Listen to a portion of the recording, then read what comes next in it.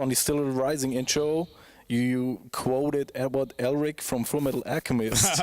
Alchemist is coming to Munich next week, by the way. That's funny. Are you a fan of anime? Which ones do you like to watch? Oh man, all of them. But yeah, I like anime. Like even The Sunrise in the East, that intro is from Fist of the North Star.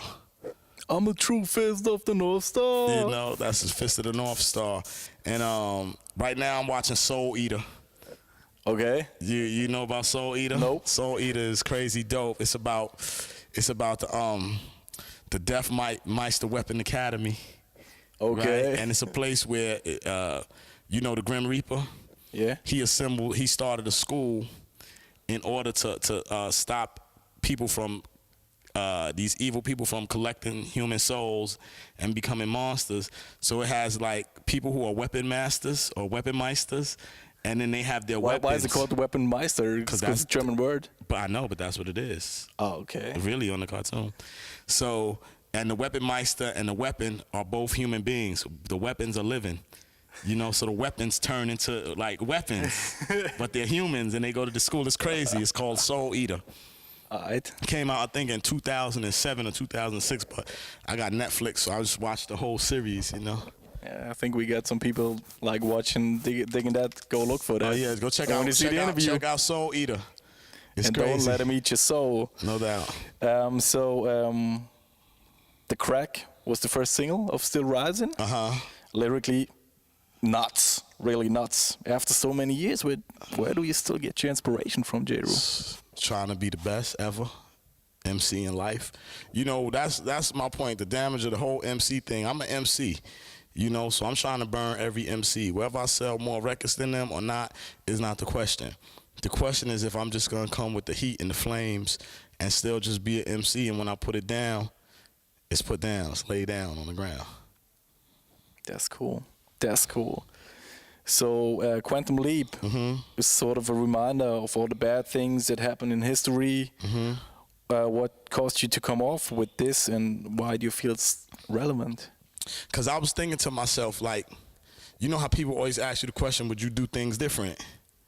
So I really was pondering that, like, if I could do things different in my life, what would I do? And also, what else would I do in the world if I could do things different? And I love the show Quantum Leap, but he like goes back in time and tries to fix things and put them in the correct timeline so that, you know, he can make it back to himself in the future.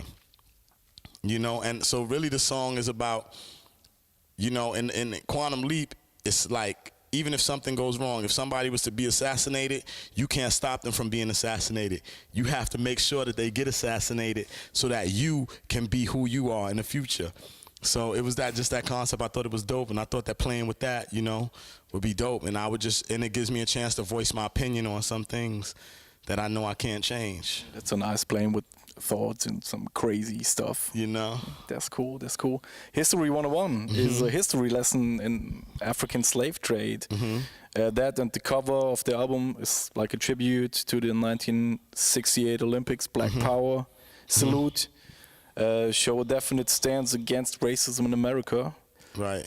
How much do you feel racism has changed in America, and what do you think needs to change? I mean, racism has never changed, and racism never will change, because as long as, and it doesn't matter if it's going to be black, white, green, yellow, whatever, as long as somebody else has the power to subjugate another person under their thumb, is going to be racism, is going to be. But my thing is just to show people where they come from, and the reason that I did that song is to show you, you're not so much different as you are the same. You know what I mean? You think you might be from this place, you might be from that place, but down the line somewhere, you all came from the same place. We all humans. You know? We all got a heart. Some people show it, some people don't. Exactly. But at the end, like people like us, so I want to give that history lesson, you know, to just let people know that, look, this is where it comes from. This is who you are. You know, study it, and maybe you might find some other things. You know, I've had people call me, email me about that, to debate it and this and that and that. And that's great, because then it opens up that dialogue. You know, thinking process. Exactly. Starts. Everything about Jeru The Damaja is to provoke thought. You know, that's what you're doing. That's like, it. That's it. I've been thinking about your stuff like for 16 years or even more. Wow, that's dope. As you say, dope. And why is a dope track too? It has the most energy of any track on that album. After seeing so much of the world, as you told us, how do you feel about hip-hop in an international sense versus hip-hop in New York? I mean, New York is always going to be the birthplace Never can change that. of hip-hop. And you know, hip-hop and New York that's pretty much where I learned my whole game. So don't get me wrong, I'm planning on moving to other countries and living in other places because I think you should always expand your horizon and expand your experiences. But for me, that's always going to be the heart. That's always my game. So, I mean, hip-hop in New York, you know, it's the Mecca. That's it. But, I mean, hip-hop all over the world. You was raised like in the Gangster Foundation. You know, I was raised in the East New York Foundation life, you know. So it's just like New York is going to always be the #1 place for hip-hop for me, even if it's not like making the most big records or having the biggest groups come out. It's still going to always be the Mecca, and it's still going to be the place that influenced all of these other places around the world. Yeah, and bringing out some new stuff and stuff you can rely on because, you know, it's always going to be good quality. You know, Right. it's always going to be dope shit. Right. Cool. The Sunrises in the East and Wrath of the Math were produced by Primo. Heroes for Hire was produced all by yourself on the MPC. Divine Design was produced by Ed Dantes and Saber. Then on Still Rising, Luis Tineo, Saber, and Showcase produced. On your upcoming album, you got Juju, Pete Rock, Large Professor, and again DJ Premier.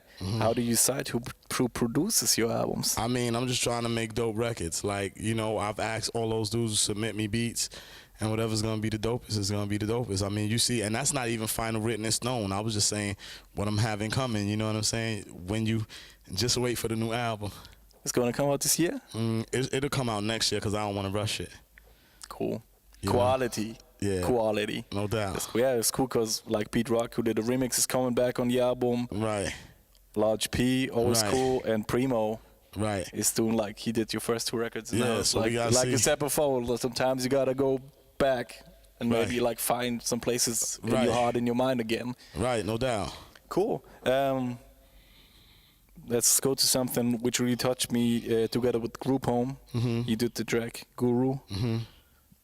Tell us some about that. I just found it like some weeks ago and it really touches me. That record was Little Dap's idea. You know what I mean? He did a whole album called Guru, Gifted Unlimited Rhymes Universal, and he's giving all the proceeds to Guru's son. You know what I'm saying? Because I saw some people saying, oh, somebody's trying to like come up on Guru's death and all that, but it wasn't that. It was that love, because that was Guru's best friend more than any of us in the whole Gangstar Foundation, you know what I mean? So that really hurt him, and like, you know, I was right there with them, you know, and that really hurt us deeply. So when Dap was like, let's do a song for Guru, it's like, let's do it, you know, doesn't matter, whatever, I'm just gonna jump on it. Just tell me when the day is to be in the studio. And it's there, and I mean, I'm not gonna do the verse tonight, but yeah, I did it for my brother. You know, that was my brother. If it wasn't for Guru, I wouldn't be sitting here today in Munich, you know, 16, 17 years later, you know, living off of this. So it's been a wonderful life, a wonderful ride, and I think I have to pay homage to the brother, you know, and it was a touching situation because it let us know that no matter what you go through with your friends, at the end of the day, you never want to see them in the ground, and you don't really understand how serious life is until you lose somebody, you know. So that touches, and I think that just brought us all back to that place. Like, look, this is where we at, man. We lost one soldier, and are we gonna let the rest lose, you know? So like, just get it together.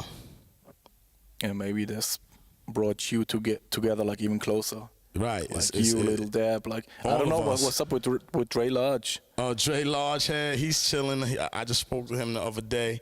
Everybody, man, I speak to everybody, like, and you know, and I think that really hurt us, you know.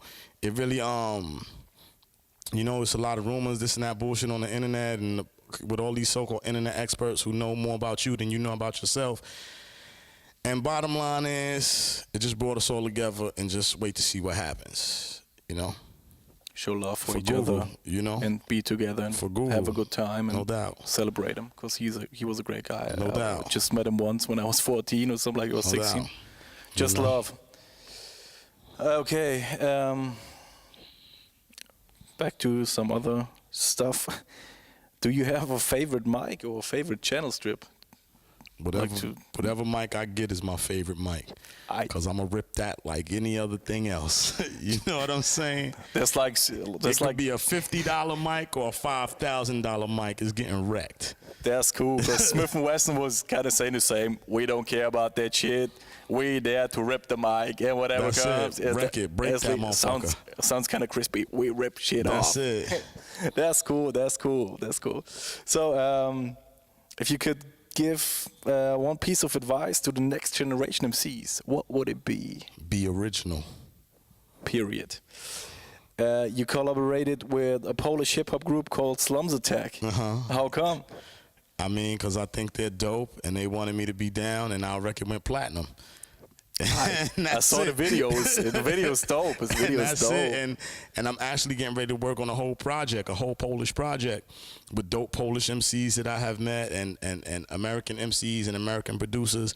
And I'm going to try to bring that hip-hop scene, make it more international on that level, you know, try to bring some of that European style to the other side of the world. We have to talk about it later for a sec. You know? So way back in the days, you also did join with a German hip-hop group, Walking Large. Yeah, yes. That's it. Oh, you see, I'm good, right? Boom, I'm pointing right to it. And I also got like the whole album back there. The track was called When I Flow. What Super you gonna dope do track. when I Flow. Yeah, that was dope. Was it sample? Was it you that? It's part, you know, different thing, yeah, but I think it's, for me, it's been a classic record in Germany. Was it recognized in the States too? Not really. I mean, you know, it's hard in America because, like in Europe, if people don't speak the language, they still gravitate to it because that's kind of like the roots of hip hop. In America, if people don't understand something, you know, we kind of ignorant like that.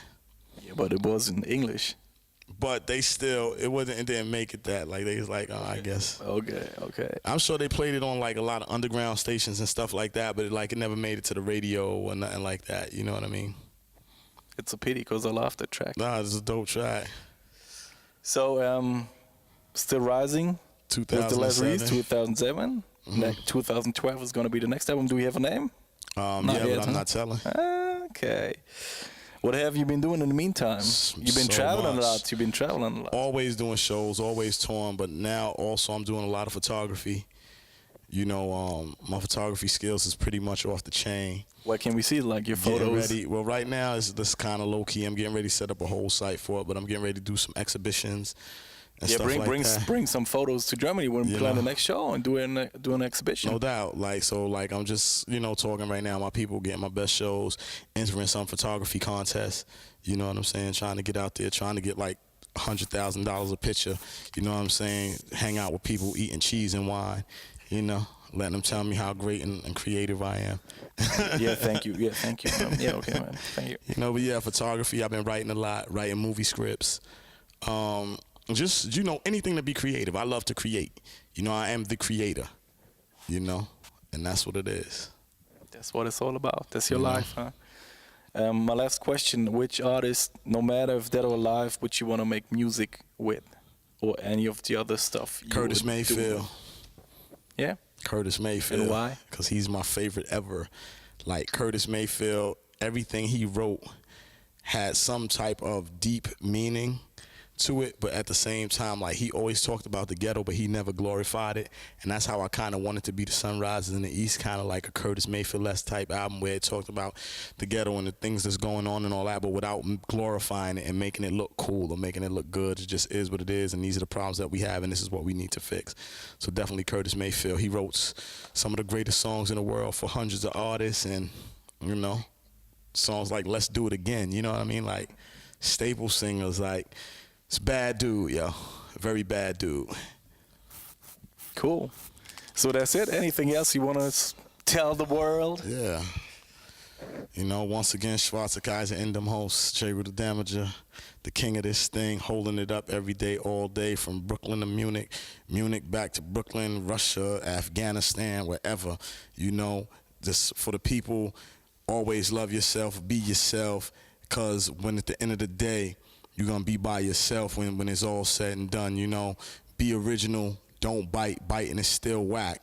To me, And really, that's it. Peace, love, happiness. You know, give your moms a kiss if she alive. Thank the Creator, whatever you think it is, for just being here. Be grateful that you have all your fingers, eyes, ears, and toes. Everything is in working right order and your mind is correct. And if it's not, hey, be grateful. Thank you. It's Primate City TV, Primate Rhyme with Jeru The Damaja. Thank you, man. No doubt, baby. Hold it up.